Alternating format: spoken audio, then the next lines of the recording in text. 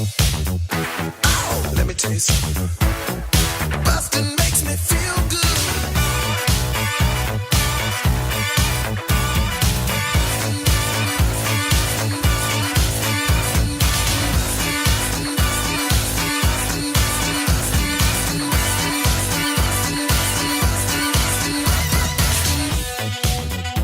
Hi, everybody. Welcome to Blockbusting, the podcast where we love to hate the movies. I'm your host, Jay Light. Joining me today, Ibo Brewer. Hello.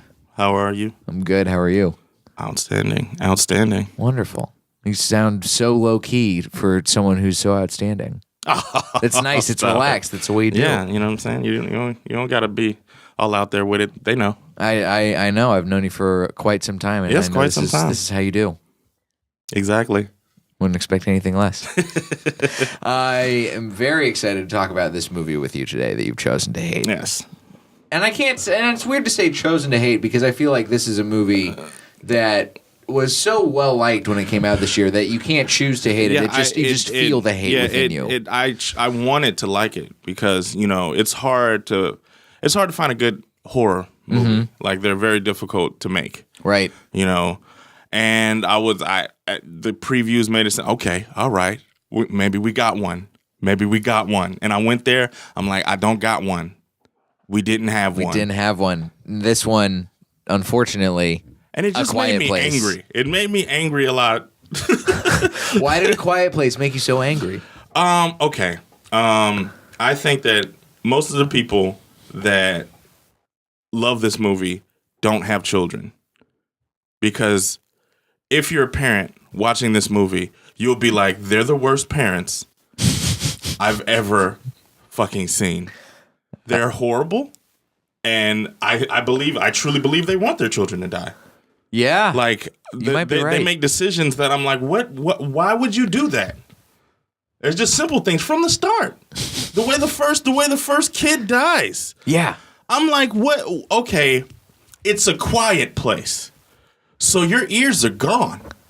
Cause it's quiet. Everything's quiet. You got to stay quiet. So what's the next thing? Your eyes. You have to have eyes. I would have my eyes on my children at all time. Why the hell would my whole family, I'm the father. Mm-hmm. Why would my whole family be behind me? Why would you let them all be behind you? Okay, like, all right. It doesn't make any sense. All right, here's, how like dogs, how like wolves, the strongest one is in the back. Right. The most athletic one is in the front. Right. You know what I'm saying? Like the wisest one is in the back and the strongest one is in the front. So the wife, she's got to hold the kid because it's sick. Let her be in the front. You could go from the back to the front. It's not a whole bunch it's only a couple kids. So you as a dad could be in the back watching the rear and you could see all your kids. Yep. And a little deaf girl, you know what I'm saying? Why are you not, like, you go and you see your kid pick up a toy that makes noise in the quiet place. You smash that fucking toy. Yeah. You know what I'm saying? You take the batteries, you take all batteries. Like you see, like, I know my kids. Mm-hmm. You know what I'm saying? How many kids do you have, Ivo? I got 2 kids. So you got almost as many kids as they have in this movie. Yeah. You understand? Yeah. I want them to be alive. I want my kids to live. Like I never had to put a leash on my children. That's good. I was a leash child. You know what the leash was for my children was? What? Fear. Yeah. That's a good leash. They knew if they got too far away from me, there'd be a goddamn problem. Yeah. That's so that was a leash for my children. I'm like, hey, a look. And then, hey, all right, rein it in. Rein it in. Yeah. Like, and this is the thing. Like, and it just speaks to the way people raise kids these days. You know what I'm saying? Like, I'm not my kid's friend. I'm my kid's friend now. Now that my son's 16 and my daughter's 20. Now we're friends. Mm-hmm. But when they were growing up, we weren't friends. Right. Because you know what I'm saying? We were homies. I'm trying to prepare you for a world that wants to destroy you. That's my job as a father. Right. You know what I'm saying? Yeah. You want somebody to kiss your boo-boos and make you feel okay? Go talk to your mom. I'm here to let you know the world's awful. Yeah. And you can't be soft. Get the fuck up. Mm-hmm. Do what I say. Or leave. Those are 2 options. Mm-hmm. And if you can't get somebody that depends on you for food and clothing to do what you say, you're just a horrible leader. That's it. You're just a horrible leader. It's not the kid's fault. You're a horrible leader. And that's what this movie had in it. Oh, yeah. Horrible leadership. Horrible leadership from the top all the way. It bled all the way through to the very, very tippy bottom of the family relationship, the family dynamic. Yeah. This movie is, like I said, it's A Quiet Place. And if you saw it, it came out this year.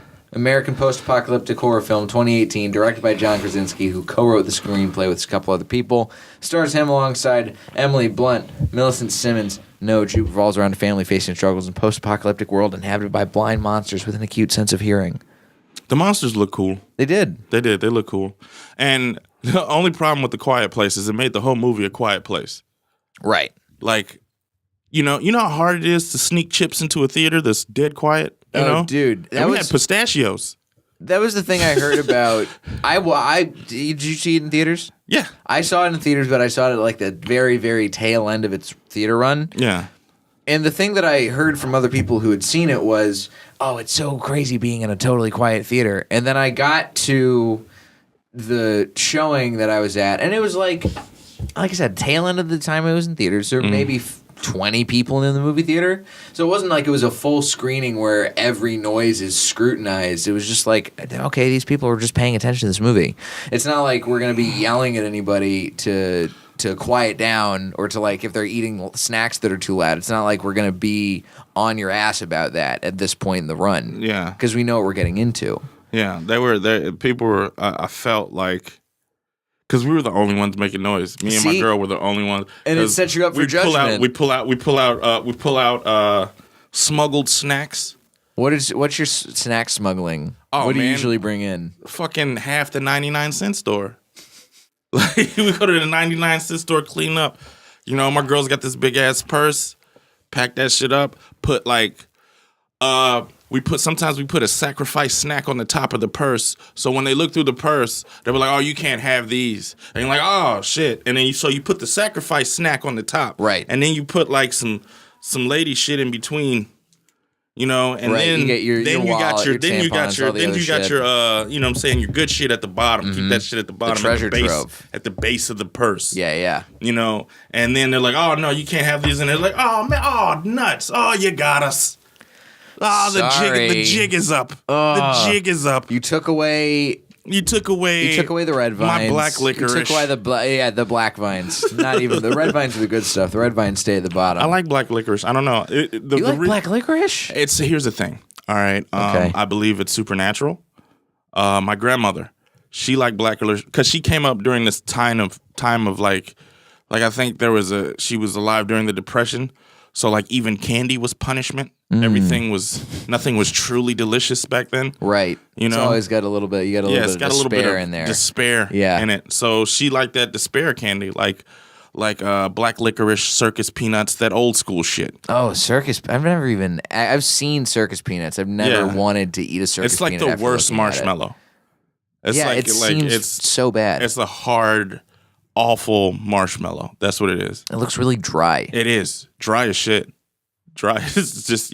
See, put that on top of your. I feel like if you use that as your sacrifice snack, then they probably would be like, "Nah, you can keep it." If you're really gonna take all the effort eat to bring circus peanuts. Yeah. Well, back to the black licorice. Back to the black licorice. So my grandmother died. Okay. And shortly after she died, I started liking black licorice and anchovies on my pizza. Okay. Because those two things were things that she ate. And I don't know, maybe it was like a psychological thing with me that, as a way to deal with my grief of my grandmother, I started eating shit that she liked that I thought was weird, that I didn't like. Maybe. I mean, that seems kind of logical. The cooler thing is that she's haunting my taste buds. Oh, shit. Yep. That's kind of nice. She possessed my taste buds. That's a good place to haunt. And anytime she wants to eat, she'll hijack my taste buds. It was like, you know what? I got a hankering.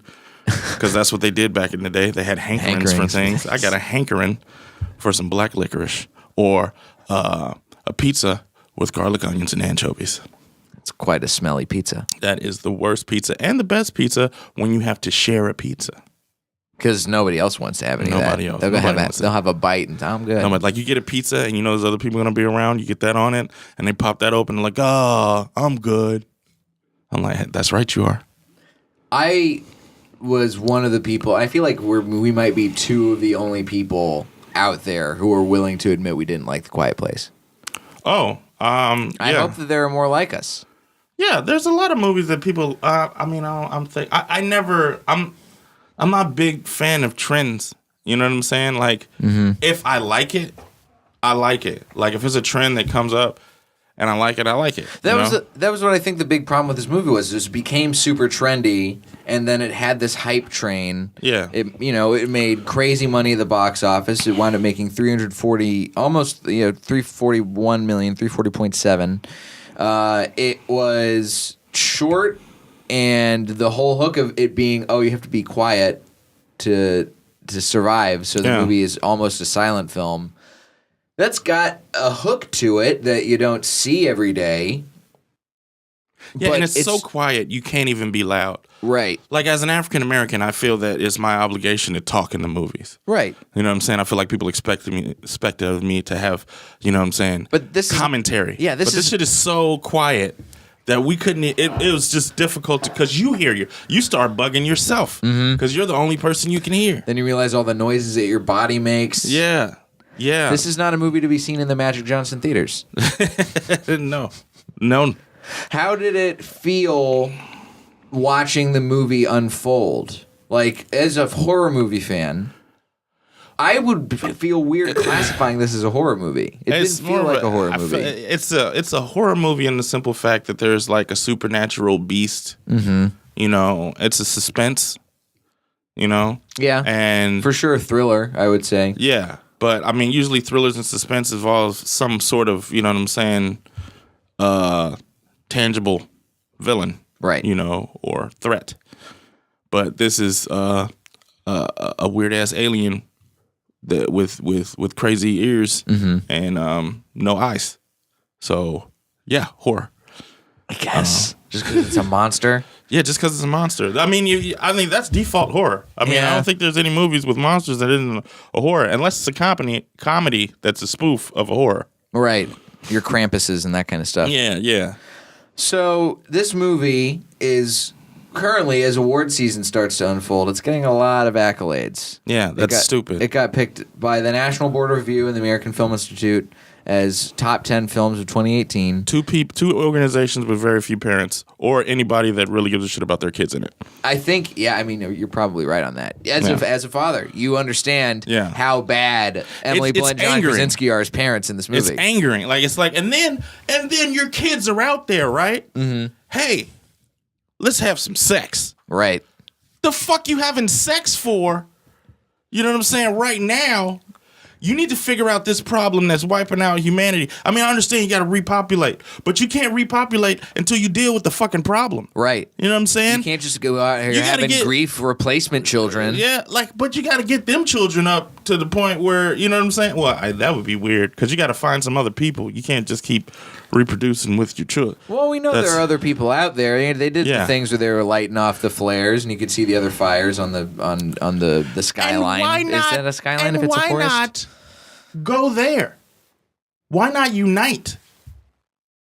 You know, it's like you think it's too many people, that'd be too loud. Maybe that's what the sequel's going to be. Probably. Maybe there's too many people. Like if there are too many people together, it'd be too loud. It starts to get loud when there's a lot of people around. But this is what the sequel's going to wind up being, because now we know there's going to be a sequel. Oh, that's stupid. So, of course, the sequel is going to be them going out and finding other people, or other people stumble upon them.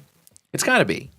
What else? Why else would this movie even qualify for a sequel if they're not going to? Because horrible ideas. Yeah. That's why this movie gets a sequel. There's plenty of movies that have sequels that didn't need a sequels. Oh, especially in horror movies, too. Yeah, it's like, why? You know what's a good horror movie? What? The Nun. That was scary, all right? And it's like, you get it. Nuns are fucking creepy off top. And then you could get with, okay, that was a decision that was made. Mm-hmm. All right. I mean, sometimes there's a decision made in horror movies that you understand that if this didn't happen, there would be no movie. So you kind of suspend your disbelief. Right. as you do frequently, and especially in horror movies and stuff like that. So it's like, okay, if they didn't do that, if they didn't make this awful decision, then there would be no movie. Mm-hmm. But in The Quiet Place, they made decisions that fucked shit up that it would still be a movie. It would still be a movie. Yeah. Without these asinine, horrible parenting decisions. Because the movie exists because of the universe that it's in. It doesn't exist because of the choices that these people are making. Yeah. The choices that the parents are making everything so much worse, and the kids too. And that's the thing. Like you can write off kids being dumb to some degree and making bad choices because they're kids. They don't know any better. Yeah, and because the daughter giving her the toy, she's deaf, so she doesn't know the toy makes that sound. And then why? Like you should know that your daughter feels guilty about that death, and you should be comforting her every goddamn day as a parent. And so he's low-key blaming his deaf daughter for giving her a toy that... Because he like, in the movie, there's like a subtext that he kind of a little bit is, like, bothered by the fact that she gave him back the toy. Oh, for sure. There's definitely the undercurrent of that. It's your fucking fault, man. It's you. It's your fault. She's goddamn deaf. You know she's deaf. It's not like you just found out she was deaf. She's your fucking daughter. Yeah. She's got a goddamn... You're tinkering with her little ear device every goddamn day, so you know she's deaf. You've been known she's deaf, and then she gives her little brother a toy that makes him smile, that she doesn't know make noise because she's fucking deaf, and you feel some type of way about it. Fuck you, man. Fuck you. Fucking John Krasinski, man. John fucking. Everybody just wanted to see an Office movie. That's all they wanted. They wanted to see Jim from The Office, mugging at the camera and being like, my fucking idiot daughter is helping kill my kids. I don't understand so much about why they made the choices that they made in this movie. It's one of those things that, like, there's so many movies and TV shows and just, like, fiction in general now that features post-apocalyptic worlds, right? And, of course, you have to make – I guess you got to make dire choices. I'm not a Walking Dead fan, but the stuff I've seen of The Walking Dead is like, okay – we're in a post-apocalyptic society. The rules have changed, so we have to act accordingly, right? Yeah, I get a lot of the choices in that situation. Right. This is one of those situations, though, where it's like, okay, you've built your world, you got the radio, you're trying to signal out to people, you have the sand, you have this light signal thing. Like, you clearly... On that end, it's thought out enough that it makes sense that they've, like, adapted this way. Yeah. But how can you make all of these adaptations as a citizen of that world and still be this dumb? Yeah. And here's the thing. Here's another thing. Back to the having a baby. I've been in a life or death situation for an extended period of time. You know, I was in the Marine Corps, and I served during the invasion of Iraq. At no point while we were invading Iraq did I have any sort of libido, fucking sexual desires, because every day I thought I was gonna fucking die. Right. So I didn't think about sex. You know what I'm saying? At all. Right. Like, at all. Never. You know what I'm saying? It's one thing if you're able, like, if you're in a situation where, now, like, this is while we were invading. There were times where we went back to the rear, you know, back to, like, a garrison environment, away from where we were fighting, where, okay, you see a chick, yeah, all right, I want to have sex, like the people in Vietnam and stuff like that, and, you know, you go back to the city where you think you're safe. Right. This is a situation where you're never goddamn safe. You know? Like, so, in a situation where I'm never safe, like, when I was out there in Iraq and we were doing patrols, I never saw a chick and be like, yo, she was hot. I just saw a goddamn, like, okay, that's somebody that could kill me. That's somebody that could kill me. So nobody, even the chicks that were with us, they're just other Marines. Right. You know what I'm saying? So, like, in this situation, there's something that we don't know what it is that's killing us and has killed most of humanity. And, hey, let's make some sexy time. Fuck that. No, don't touch me. Yeah, I don't have time for that. We got time for that. We're trying to get food, water, and we just why she would rub me. I'm like, bitch, would you get the fuck off me? What the hell is wrong with you? Don't you know that somebody quite? I'd have wrote a nasty note. I'd have wrote a very scathing note because I couldn't curse around because we were in the quiet place. Right. So I'd have been like, mother, and then just scribbling. Yep. Scribbling, looking up at her, angrily scribbling, and then handing her aggressively a note. Like, what the fuck is your goddamn problem? All right? You're a sexual deviant. You need help. I wish our counselor didn't get eaten up because you need counseling right now. Oh, my God. That's okay. Here's a crazy thing that I didn't realize until I was reading up on this on the Wikipedia page right now. Emily Blunt got nominated for a Screen Actors Guild Award for her role in this movie. She's just as bad as far as a character goes as John Krasinski is in this movie. Why do we gotta try and reward the bad behavior of characters? Why just because? And it's like, okay, yeah, you were quiet. Also, you decided to do one of the loudest things you can do as a human being when you already have had a dead child because of noise. Yeah. Yeah. You made you inconvenienced your entire family just so you could have.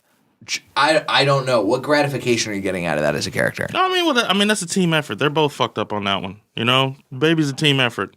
True. Baby's a team effort. I never put it a onus of anybody on any one person when there's a baby being had. And yeah, I mean. If he's horrible begets horrible. I know like people, like a lot of times, this says a lot about relationships. And this is a little bit more on relationships in general. You're with somebody for a reason. Yeah. So if you're with an awful person, there's probably something fucking awful about you. People act like, oh, they're a fucking victim in a relationship because somebody does something fucked up. Right. Dude, you're probably a little fucked up. Because that's why you're with that person. You guys say, hey, you a dick? Yeah, I'm a fucking asshole. Hey, let's hook up. You know, that's how it goes down. Mm-hmm. You know what I'm saying? I've been in relationships and I've had bad relationships, but they were all decent people because I feel like I'm a decent person. You know, and that's why I'm friends with like a lion's share of my exes because we're all not assholes. That's just the way it is. So, yeah, she's fucking awful. That's why he's with her. I need me a fucking don't give a shit about my kids awful ass bitch like me. It's just two selfish parents. Yep. Who lead a selfish life. Trying to get rid of these kids. They're definitely trying to murder their kids. Trying to murder these kids. I'll tell you what, I didn't feel bad at all when John Krasinski died. No. I didn't feel bad at all when he got murdered by one of these alien things. Yeah. That's what's supposed to happen. Yeah. He should have died. It's like what's that one movie with John C. Reilly? Walk Hard. Yeah. The wrong kid died. Because it shouldn't have been a kid. It should have been the dad. Yeah. The dad should have died early. Yeah, he should have been bringing up the rear. Here's the thing. Here are things that would have made this movie way more interesting from the jump. One, if the dad dies instead of the kid. In that opening scene, then it becomes the mom. Then it's the mom trying to figure out how to survive in the world. And as a single parent. And the soundtrack being done by Tekashi 6ix9ine. That would have been super interesting. Yeah. I would have loved to have seen that. I don't know. Yep.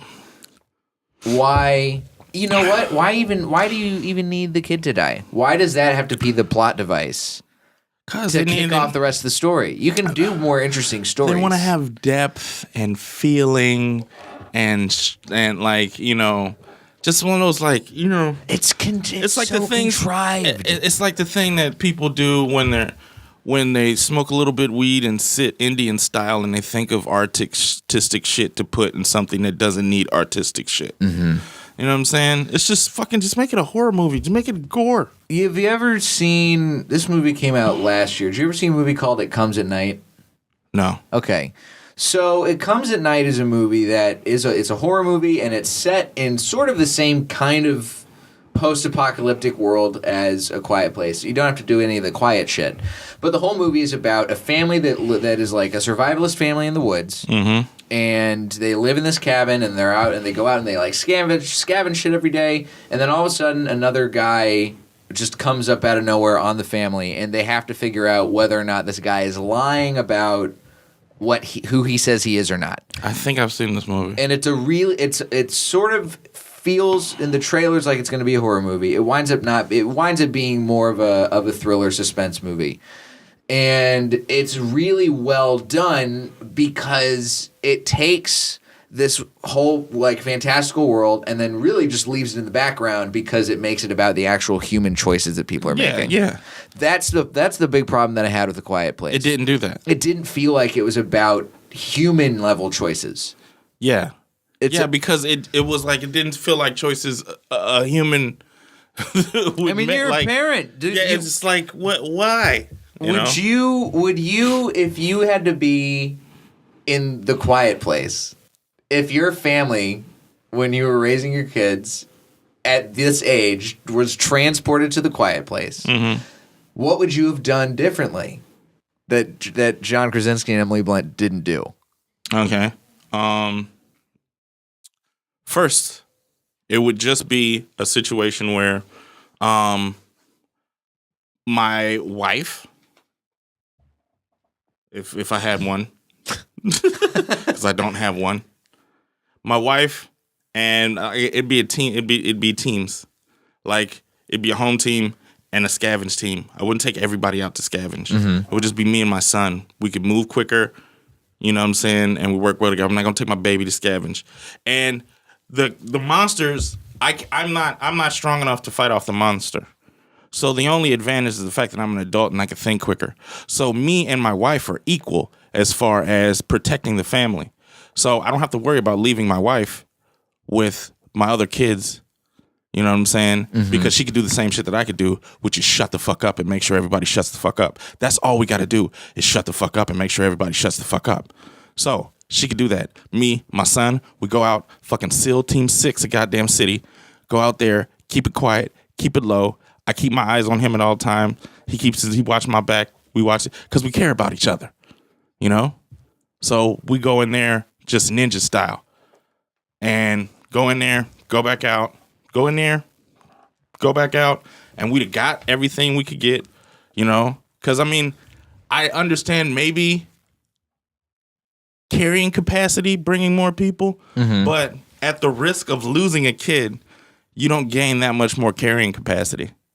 You know, me and my son could carry enough to get us through till we can go out again. Right. You know, and the risk reward of sending the whole family out to go get something, you know, it doesn't make any sense. Yeah. You know, we have a fortified position, a quiet position.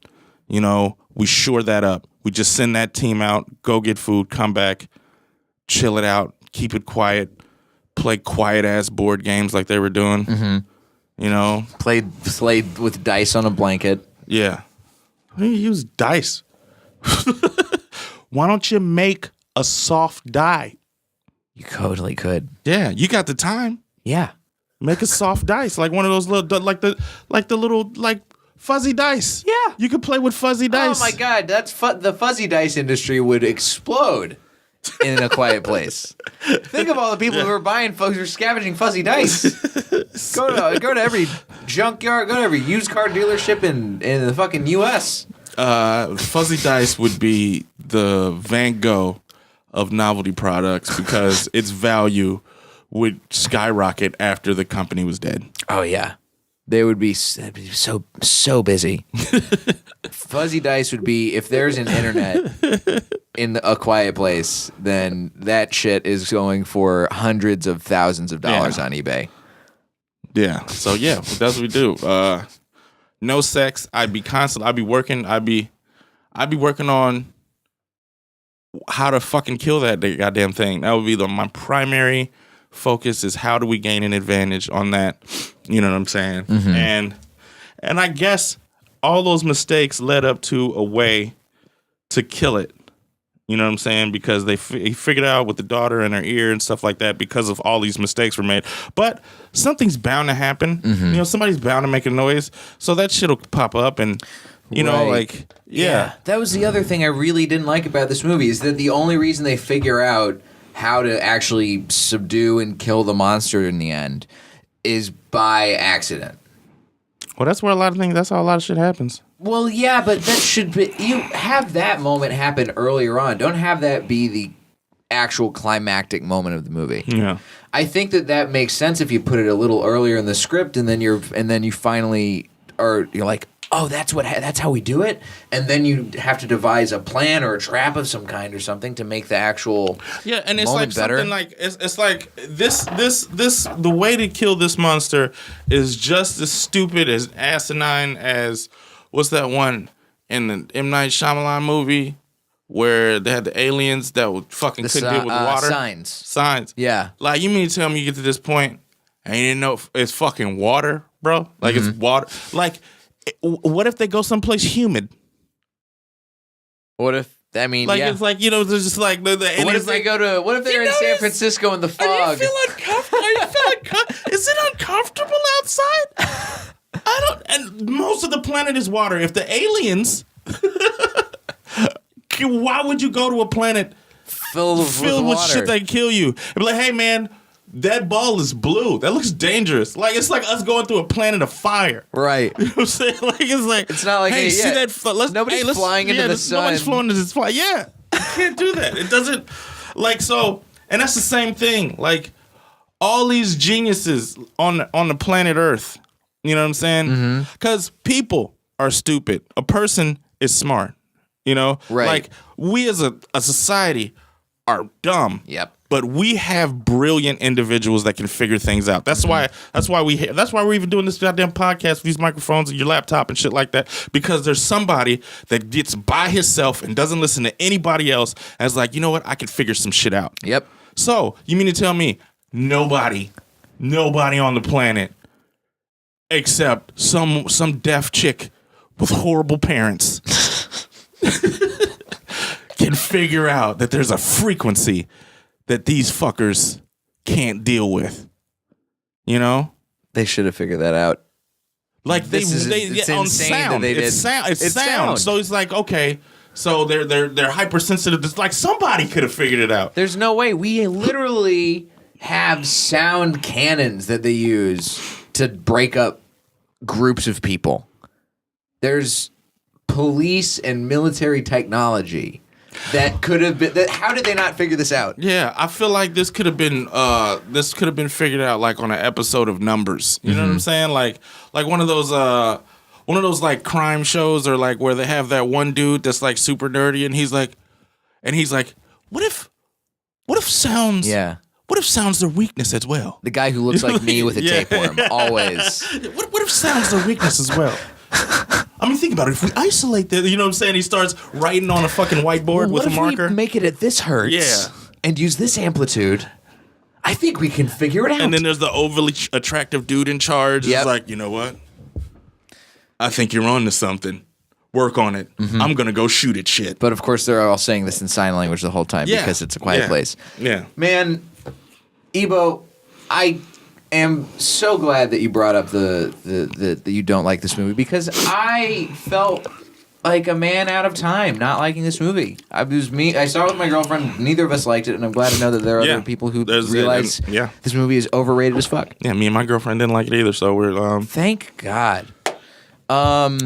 If there were a movie, especially a horror movie, because I think this past couple of years has been strong for horror movies. What is a horror movie that you would recommend from the past couple of years? Oh yeah, like I mentioned it, The Nun. The Nun, yeah. It had those shock moments where those cheap like where it's like the camera's shaky. You know what I'm saying? Like but it had those creepy like you get into a situation and this is great when the main character gets into a room or a situation where you're like, whoa, this whole situation is creepy as shit, where it just gives you goosebumps. Right. Where it's not like a quick scare. It's one of those things like, yo, this shit is creepy. The Nun had those fucking moments. And it's part of a franchise. And I really enjoy the franchise because it's all to do with The Conjuring, Annabelle, all that stuff. Yeah. Annabelle sucked. Huge movie universe at this point. Yeah. They've got like Annabelle, 6 or 7 movies. Annabelle kind of sucked. Conjuring was great. I thought it was great. And The Nun, man, it took you to this place that was creepy from jump. Like, and they were even in this creepy world, they were able to pull off like twists and turns that you didn't see coming, And it's like, yo, this is a good movie. Like, it was a good experience all the way through, It's like I had to be brave when I came home, right? Later, because I'm the one. You know, I will see a movie like that with my girlfriend. I'm the one she's like, babe, I'm scared. Can you go down the hall and turn on the light? And you're like, why are you tripping? But in the back of your mind, you're like, fuck, man.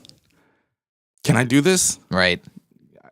Am I strong enough? And you know, you'd be a man. A lot of people don't understand how hard it is to be a man in this world. Mm-hmm. You know, dealing with fear all the time. And so those people go and watch A Quiet Place and think about what it would be like to be a man in a fictional world where, of course, they would be super tough and be able to handle their shit by making really bad parenting decisions.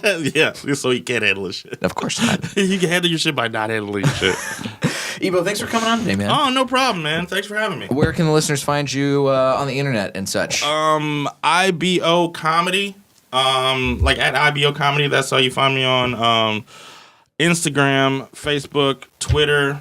That's my handle, IBO Comedy. Also, on Sundays, Mondays, and Thursdays on Twitch TV, the Comedy Store channel, you can see me play video games, play with me.